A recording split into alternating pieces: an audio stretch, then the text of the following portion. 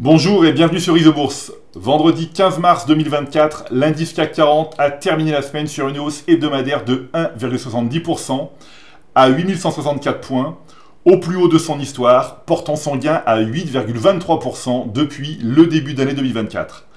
Alors à l'exception des bourses d'Amsterdam et de Bruxelles qui ont terminé en baisse, les indices boursiers des 4 premières économies de l'Union européenne ont clôturé la semaine sur une note positive. La plus forte hausse hebdomadaire a été enregistrée par l'indice IBEX 35 de la Bourse de Madrid, avec un gain de 2,84%. L'indice boursier espagnol affiche une progression de 4,91% depuis le début d'année 2024.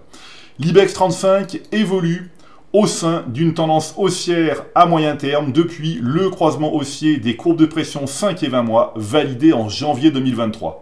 Pour rappel, l'indice ibérique a terminé l'année 2023 sur un gain annuel de 23%, deuxième meilleure performance de la zone euro derrière la bourse de Milan.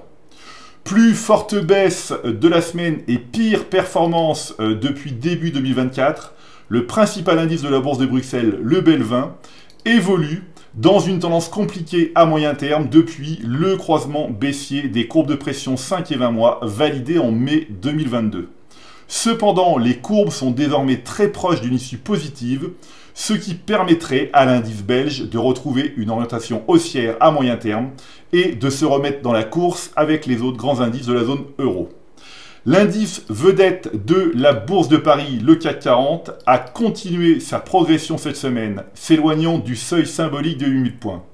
Cette performance s'inscrit dans une tendance haussière à moyen terme, confortée par le croisement haussier des courbes de pression Isobourse 5 et 20 mois observées en janvier 2024. La courbe de pression 5 semaines confirme la tendance haussière du marché sur le court terme. Elle ne montre aucune inflexion et se maintient au-dessus de la courbe 20 semaines, indiquant une confiance continue des investisseurs. Cette tendance haussière dure depuis 17 semaines, une période relativement longue qui souligne la vigueur du marché. Cependant, la vigilance s'impose quant au maintien de la courbe à 5 semaines au-dessus de celle à 20 semaines. Un changement de situation pourrait signifier un essoufflement temporaire de la tendance haussière et une pause du marché, presque nécessaire pour sa pérennité.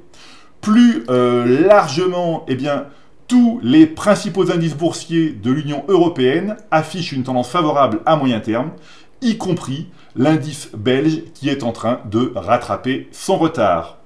L'analyse maintenant des 200 titres les plus échangés en zone euro révèle une tendance haussière avec plus de 55% des grandes actions européennes affichant une tendance favorable à moyen terme.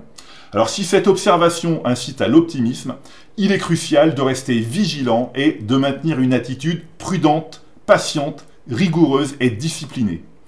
L'action Renault a connu une performance remarquable cette semaine, s'affichant parmi les plus fortes hausses du marché avec un gain hebdomadaire de plus de 8%.